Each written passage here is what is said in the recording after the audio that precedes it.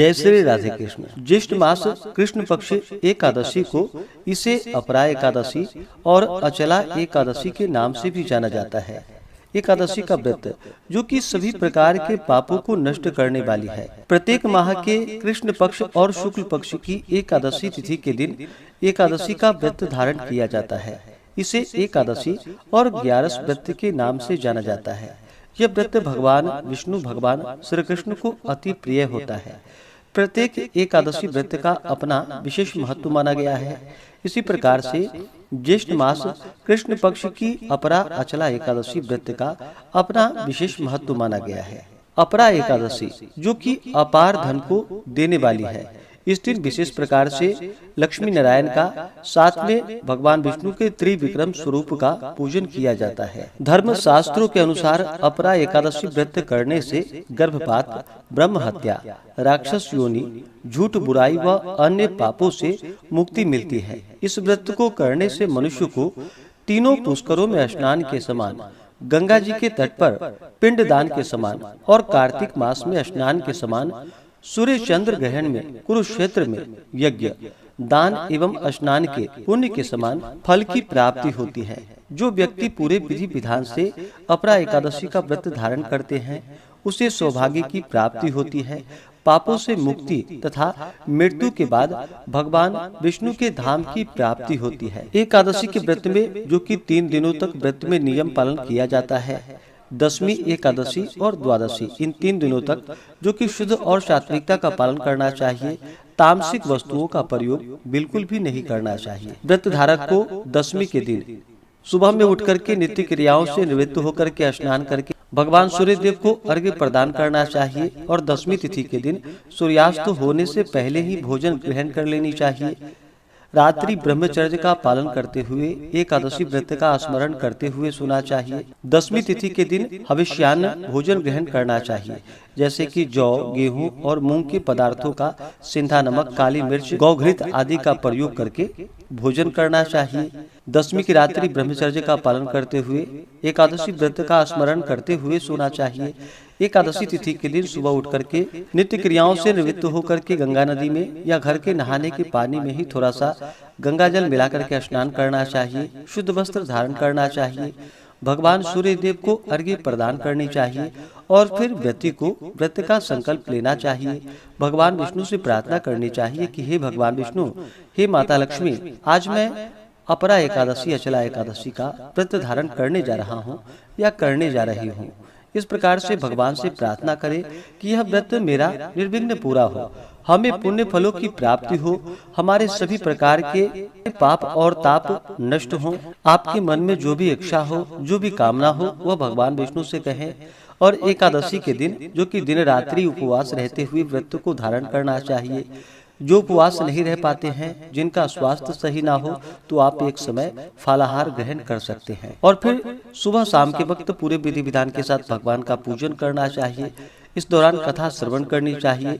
पुरुषोक्त, विष्णु सहस्त्र नाम आदि का पाठ या श्रवण करना चाहिए। व्रत के दौरान ओम नमो भगवते वासुदेवाय या श्री कृष्ण गोविंद हरे मुरारी जहाँ तक हो सके जप करना चाहिए और पूर्ण भक्ति भाव के साथ भगवान का पूजन, कथा श्रवण का कार्य करना चाहिए।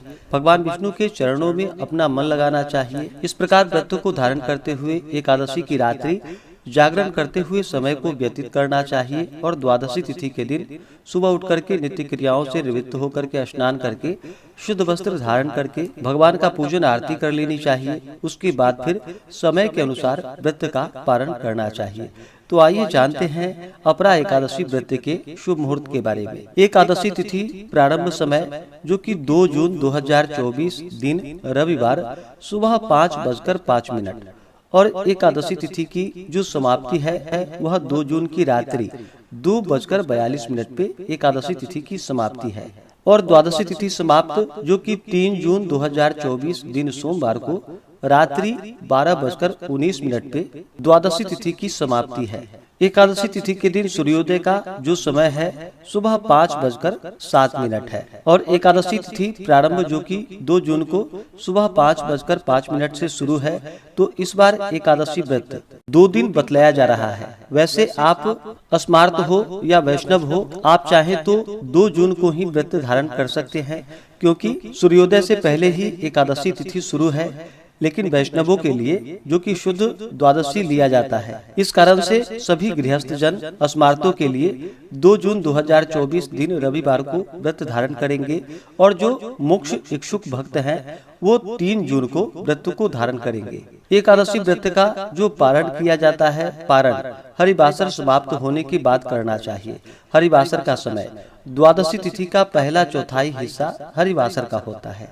तो द्वादशी तिथि की जो समाप्ति है वह 3 जून 2024 दिन सोमवार रात्रि 12:19 पे द्वादशी तिथि की समाप्ति है। तो जो भी भक्तजन 2 जून को व्रत धारण करेंगे वो व्रत का पारण 3 जून को सुबह 8:06 से सुबह 8:45 तक व्रत का पारण कर ले। इस समय में पारण ना हो पाए तो आप दोपहर 1:30 से लेकर के दोपहर 3 बजे तक व्रत का पारण कर ले। और जो भी भक्तजन 3 जून को व्रत धारण करेंगे वो सभी 4 जून को व्रत का पारण करेंगे। पारण का समय सुबह 5:15 से लेकर के सुबह 6 बजे तक आप व्रत का पारण कर लेंगे। अपरा अचला एकादशी व्रत का पारण जो कि तिलेन पारणम यानी कि तिल से व्रत का पारण है, यह संभव ना हो पाए तो आप तुलसी दल, जल या फल से व्रत का पारण करें। एकादशी तिथि के दिन ब्रह्म मुहूर्त का जो समय है वह समय सुबह 4:02 से सुबह 4:43 तक होगा। योग जो कि आयुष्मान योग दोपहर 12:12 तक होगा। उसके बाद सौभाग्य योग होगा। सर्वार सिद्धि योग बन रहा है 2 जून की रात्रि में, जो कि रात्रि 1:40 से शुरू होकर के अगले दिन सुबह 5:23 तक सर्वार सिद्धि योग होगा। नक्षत्र रेवती नक्षत्र रात्रि 1:40 तक होगा। उसके बाद अश्विनी नक्षत्र 2 जून को राहु काल का समय शाम 5:02 से शाम 6:44 तक होगा। 3 जून को सुबह 6:49 से सुबह 8:31 तक होगा। राहु काल समय के दौरान कोई भी शुभ कार्य या नया कार्य नहीं करना चाहिए, इस बात का ध्यान रखें। एकादशी तिथि के दिन अभिजीत मुहूर्त का जो समय होगा वह समय सुबह 11:29 से दोपहर 12:23 तक होगा। अपरा एकादशी का व्रत जो कि ज्येष्ठ मास में किया जाता है और ज्येष्ठ का महीना जो कि बड़ा ही गर्मी का मौसम होता है, तो इस दौरान जहां तक हो सके जल से भरा हुआ घड़ा का दान करना चाहिए, शरबत आदि का दान करना चाहिए, तिलों का दान करना चाहिए, अन्न, वस्त्र, स्वर्ण, गौ भूमि जो भी आपसे बन सके इस व्रत में इन चीजों का दान करना चाहिए। इससे अनंत फलों की प्राप्ति होती है। अपरा एकादशी के दिन जो कि भगवान विष्णु का जल से अभिषेक करे, पंचामृत से अभिषेक करे, शुद्ध गंगा जल से अभिषेक करे, भगवान को पीला वस्त्र चढ़ाए, यज्ञोपवीत अर्पित करे, पीला पुष्प चढ़ाए, पुष्पों की माला अर्पित करे, फिर धूप और दीप दिखाए, अनेक प्रकार का नैवेद्य आदि भगवान को अर्पित करे। विशेष करके इस व्रत में जो कि भगवान को ककड़ी का भोग लगाना चाहिए और उसे प्रसाद के रूप में भी ग्रहण करना चाहिए। जब भी भगवान को भोग लगाते हैं तो तुलसी दल डाल करके ही भोग लगाना चाहिए। बिना तुलसी दल डाले भगवान उस नैवेद्य को और पूजन को भी स्वीकार नहीं करते हैं। तो भगवान का जब भी पूजन करते हो या नैवेद्य का भोग लगाते हो तो तुलसी दल डाल करके ही भगवान को भोग लगाना चाहिए।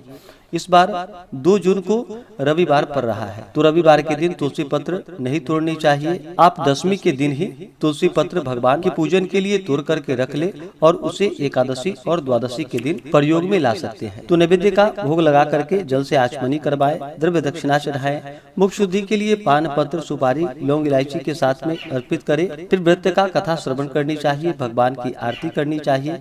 इस प्रकार से एकादशी तिथि के दिन भगवान का पूरे विधि विधान के साथ पूजन करना चाहिए और द्वादशी तिथि के दिन फिर ब्राह्मणों को भोजन करा करके दान पुण्यों का कार्य करके फिर समय के अनुसार व्रत का पारण करना चाहिए। इस प्रकार व्रत को धारण करने से व्यक्ति के सभी प्रकार के पाप और ताप नष्ट होते हैं तथा भगवान विष्णु की कृपा से सभी प्रकार के सांसारिक सुखों की प्राप्ति होती है और अंत में भगवान विष्णु के धाम की प्राप्ति होती है। तो आशा करता हूँ कि यह जानकारी आपको अच्छा लगा हो। ऐसे ही ज्ञानवर्धक जानकारियाँ प्राप्त करते रहने के लिए, व्रत पूजा के बारे में जानने के लिए, कथा को सुनने के लिए चैनल पे अगर आप पहली बार आए हैं तो चैनल को लाल बटन दबा करके सब्सक्राइब करें, साथ में बेल आइकन घंटी को दबाएं ताकि आने वाली वीडियो का नोटिफिकेशन आपको समय से मिलता रहे। वीडियो को लाइक करें, शेयर करें। सुखी रहें और स्वस्थ रहें। जय श्री राधे कृष्ण। धन्यवाद।